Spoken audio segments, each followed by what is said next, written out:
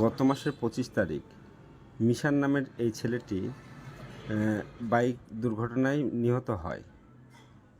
দেখুন কিভাবে সে অ্যাক্সিডেন্টও হয়েছিল। আর অনেক ধন্যবাদ ফরহাদ খান ভাইকে, আপনি অনেক কষ্ট করে এই ভিডিওটি জোগাড় করেছেন। আমি ভিডিওটি পাই নাই বিধায় বাধ্য হয়ে আপনার ভিডিওটি চুরি করেছি, কিছু মনে করবেন না। ভালো থাকবেন।